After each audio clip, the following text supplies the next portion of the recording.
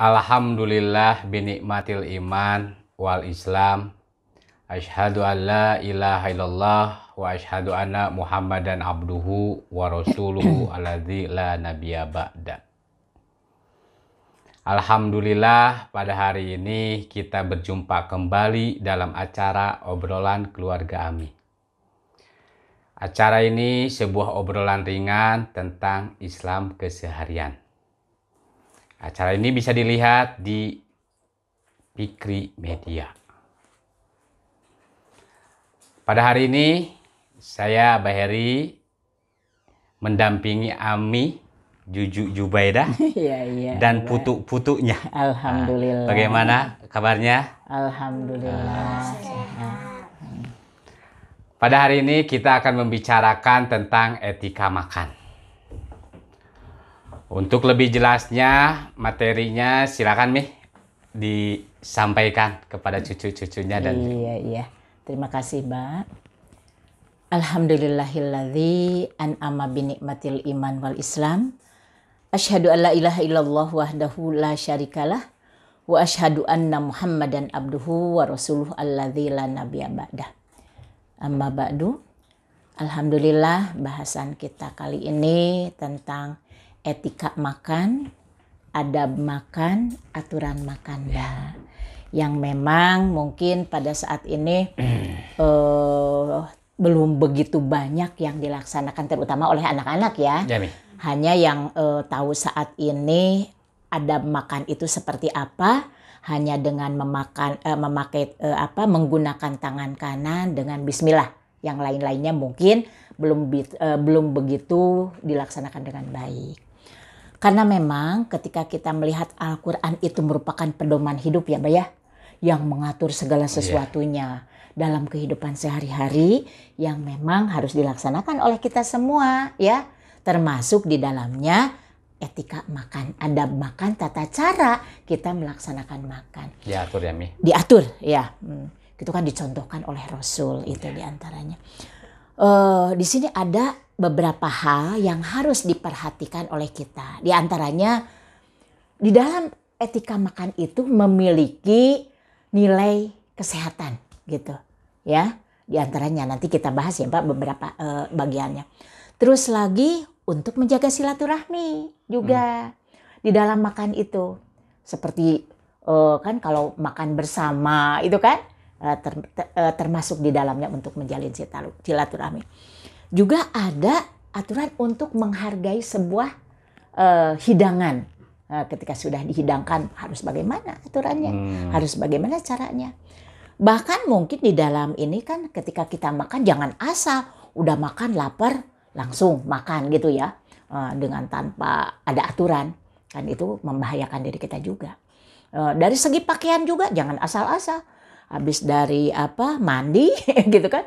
Karena sudah lapar langsung tidak seperti itu. Berarti ada di sini juga mengandung tadi nilai kesehatan, juga ada silaturahmi, juga menghargai sebuah hidangan. Terus gitu itu Mbak di antaranya ya. Jadi ya itu yang memang di antara aturan yang harus diperhatikan untuk menyantap satu makanan. Iya Mbak gitu. Kalau begitu Mi, pertanyaannya apa yang harus diperhatikan ketika kita mengkonsumsi sebuah makanan? Terus adakah kalau aturan-aturan seperti itu, adakah dalil yang menjelaskan aturan-aturan itu? Iya. Misalnya yang gimana aturannya ini nih dasar hukumnya. Betul. Yang seperti ini nih dasar hukumnya. Itu Mi, supaya lebih jelas ke cucu-cucunya Mi. Iya biar tahu ya, yang dimakan itu benar apa enggak ya. Ya itu Mi. Memang ada beberapa hal, bahkan cakupannya sangat luas sekali Mbak. Pertama dari tadi yang disampaikan Ami di pertama, ketika kita menghadapi katakanlah mau makan, kan itu diusahakan bersama-sama. Itu terasa ya Mbak ininya hikmah kebersamaannya. Terus lagi yang paling penting yang harus diperhatikan ini yang halal.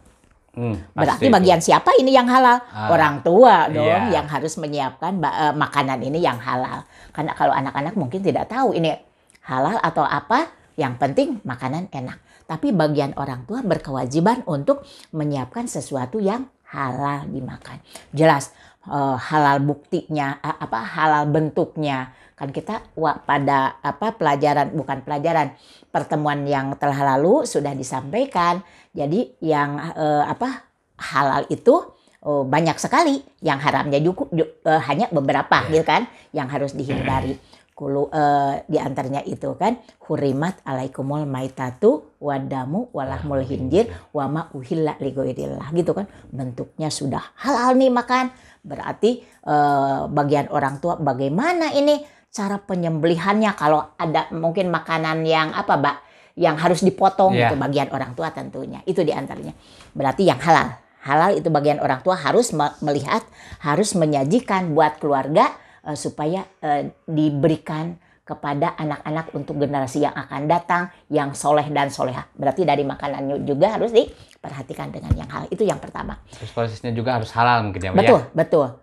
Apalagi kalau misalnya kita membeli dari supermarket, katakanlah itu kan sudah ada halal MUI itu kan jelas ya. Jadi kita mempercayakan kepada MUI supaya ini sudah jelas kehalalannya. Yang kedua, ketika sudah disajikan harus apa? Mencuci tangan itu, Mbak. Memang ringan, seperti yang sepele ya, tapi itu sangat bermanfaat. Apalagi situasi seperti sekarang, kan itu diinformasikan sekali. Harus cuci tangan. Nah, cuci tangan harus diperbanyak. Apalagi ini sebelum makan, untuk menjaga penyakit, untuk menjaga musibah, bukan musibah, COVID-19 itu kan harus cuci tangan. Apalagi mau makan ya sayang ya. Jadi harus cuci tangan. Dari mana-mana sudah disiapkan makanan, cuci tangan jangan lupa. Terus lagi cuci tangan kan ini juga sudah diinformasikan oleh Rasul dari berapa ribu tahun yang lalu gitu. Jadi harus bersih ketika kita mau menyantap makanan gitu ya. Jadi juga untuk menjaga kesehatan.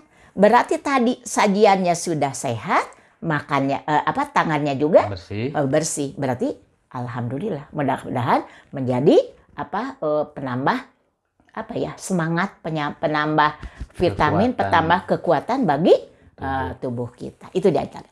Terus lagi yang tidak kalah pentingnya, sebagai bukti syukur kepada Allah atas rezeki yang telah Allah berikan kepada kita, berdoa. Berdoa di awal. Bismillah gitu kan. Terus lagi ada yang hafal. Ada siapa yang hafal? Yang doa yang sebelum makan ya. Siapa yang apa? Ada apa? Coba mendengarkan kita. Allahumma barik lana fima rozaqtana wa qina azabannar. Alhamdulillah, ada apa? Doa sebelum makan. Iya, alhamdulillah ya. Nah itu berarti kan diawali tadi dengan doa. Tadi Ami lupa menyampaikan, kan tadi Abah menanyakan bahwa apa sih dalilnya tentang halal juga kan gitu ya. Nah itu ada di dalam Quran surat An-Nahl ayat 114. A'udzubillahi minasyaitonirrajim. Fakulu mimma rojakokumullahu halalan thayyiban. Gitu kan ya. Makanlah yang halal dan baik dari rezeki yang telah Allah berikan kepada kita tuh. Berarti kita harus memakan yang halal gitu kan. Nah itu halal dan thayyib. Baik. Baik itu gimana? Baik itu bentuknya harus baik ya anak-anak ya. Jadi kalau makan itu yang baik tuh yang bentuknya cantik, bagus, yang jangan yang sudah lusuh, sudah bukan wanginya juga sudah tidak asli gitu kan, sudah kadaluarsa, itu tidak boleh. Berarti kan halalan thayyiban. Yang thayyib itu baik dilihat, baik dimakan dan bermanfaat bagi tubuh gitu. Terus lagi mungkin begini, Mbak. Ya, ada yang ini baik tampilannya tapi tidak thayyib. Artinya tidak baik untuk kesehatan kita. Seperti katakanlah orang yang punya asam uratnya suka pegal-pegal kan begitu ya, Mbak ya. Terus kan kita suka oseng kangkung pedes panas gitu kan. Dimakanlah ketika sedang sakit.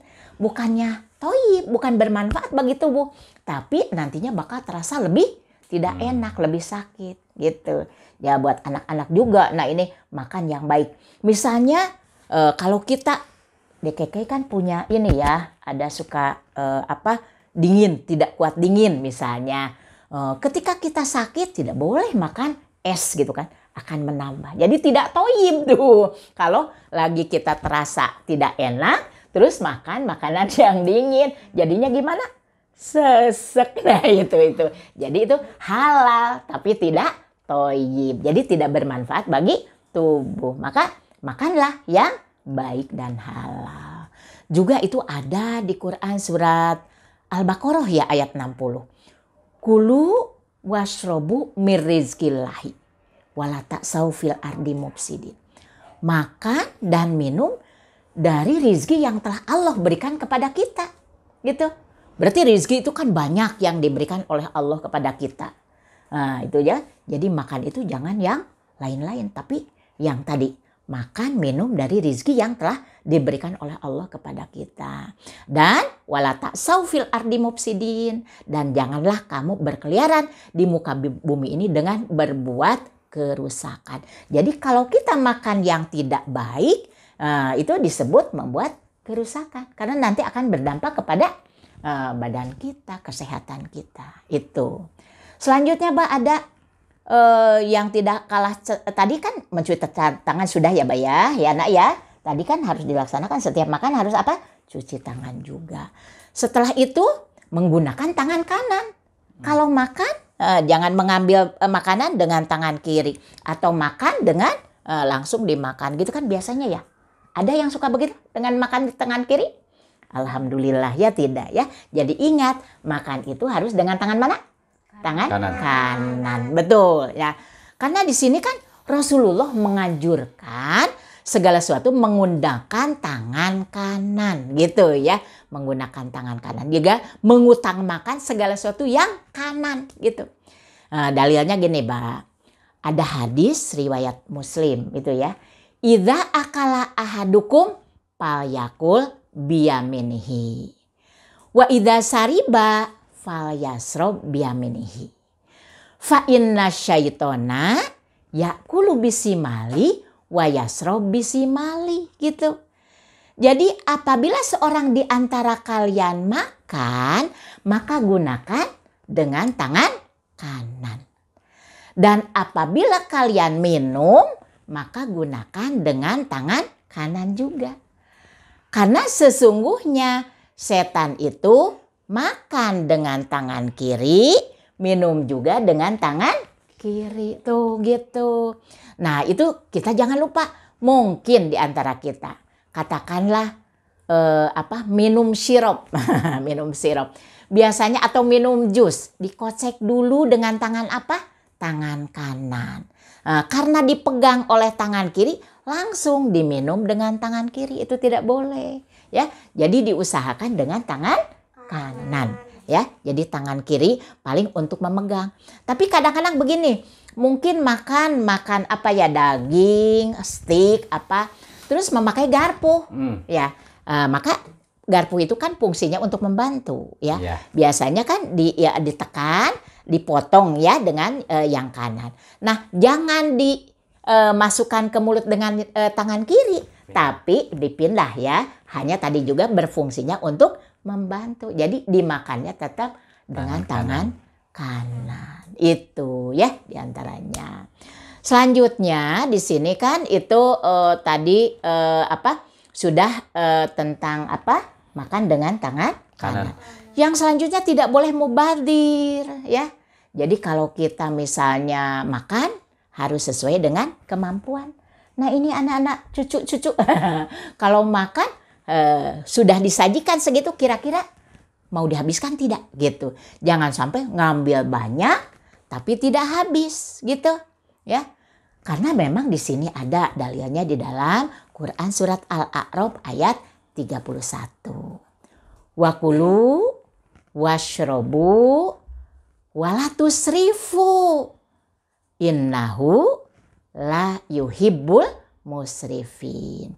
Makan, minumlah dan jangan berlebihan.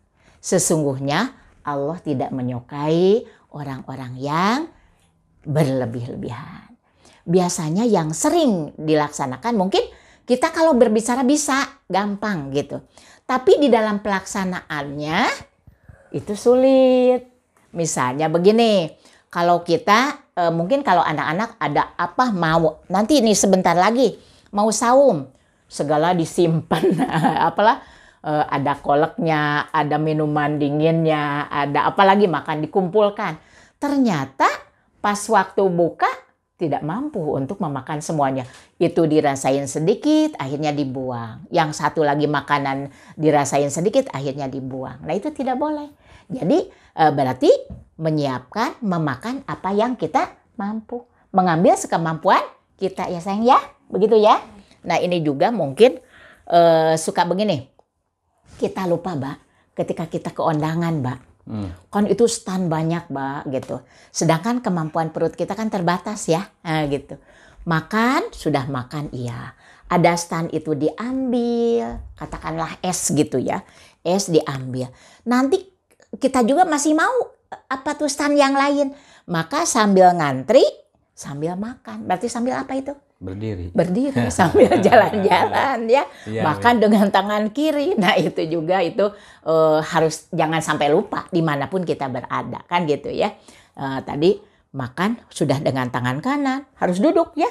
Karena memang tidak boleh makan sambil berdiri itu seperti apa? Setan. Tuh tidak boleh sambil berdiri. Jadi harus duduk gitu ya. Dengan tangan apa tadi? Tangan kanan, pakai bismillah. Makanan yang sudah disajikan harus dimakan, jangan sampai sisakan gitu ya. Jangan nggak mau adek ya. Kalau sudah misalnya atau Kayang atau AA, kalau sudah disiapkan segitu, kira-kira kita tidak akan habis. Bilang dari awal, kayaknya nggak habis segini gitu ya. Jadi sesuai dengan kayaknya nggak mungkin habis deh gitu ya. Tapi kalau sudah insya Allah habis, berarti harus dihabiskan. Selanjutnya, tidak boleh mencela makanan ketika sudah disajikan. Nggak suka kayak gitu, kayak nggak suka. Nah, nggak boleh gitu ya.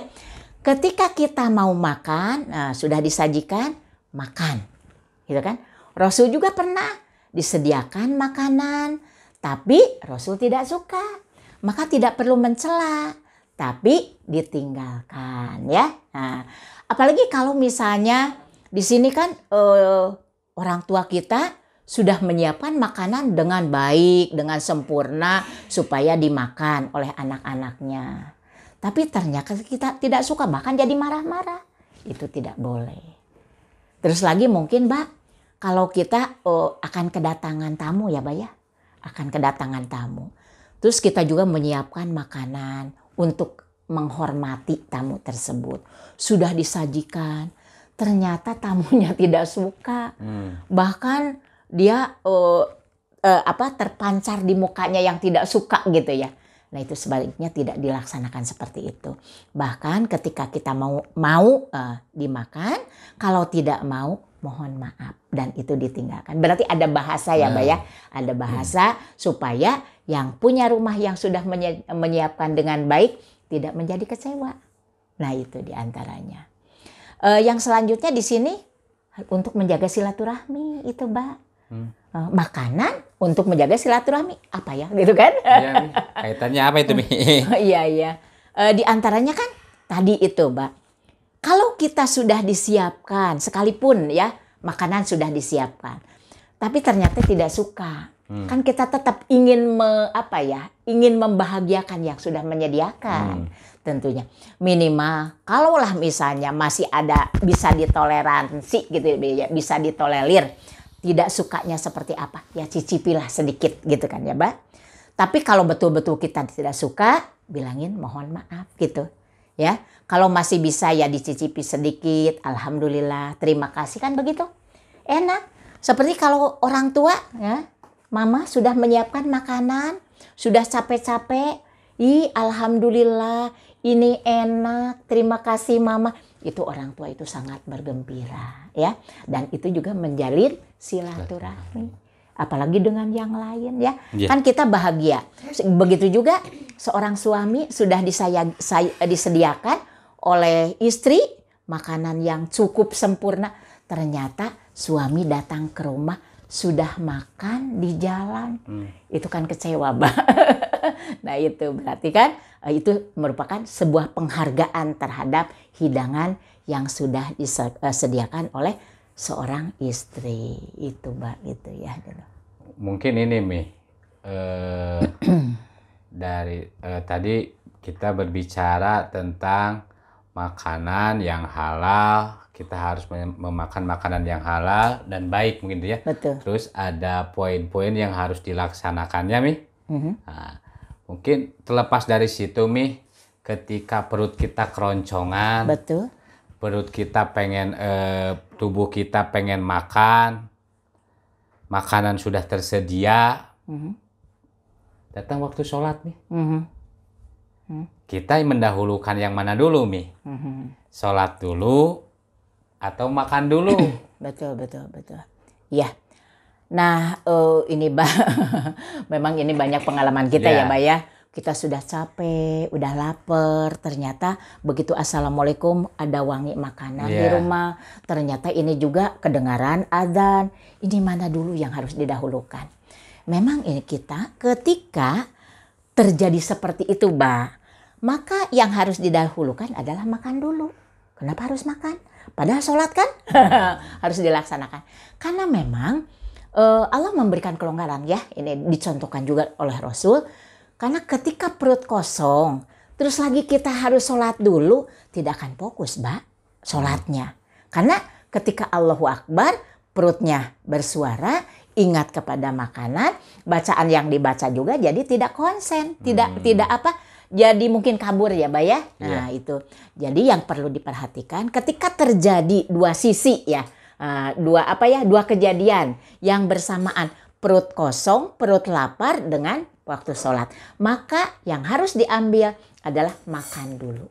Karena dengan makan, insya Allah sholatnya nanti akan menjadi fokus.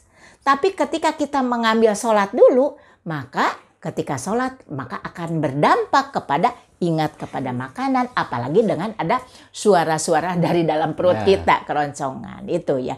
Jadi tadi mengambil makan dulu bukan berarti menyepelekan sholat. Tapi untuk pengamanan ibadah menjadi lebih baik gitu, Mbak. Lebih khusyuk karena perutnya sudah terpenuhi dengan makanan tersebut. Nah, itu diantaranya. Ya, jadi itu ya. Jadi untuk memilah, bukan tadi juga disampaikan, bukan berarti melalaikan sholat, bukan. Ini justru untuk memperbaiki sholat kita menjadi lebih khusyuk karena perutnya sudah terpenuhi, sudah dilakukan, sudah apa ya, dijalankan. Ini kekurangannya yang bersuara tadi apa, suara lapar itu sudah terpenuhi. Mudah-mudahan sholatnya menjadi lebih baik, lebih dekat dengan Allah. Yang selanjutnya, Mbak, setelah itu kan tadi dari awal ada doa ya, Mbak ya. Dan di akhir juga ada doanya.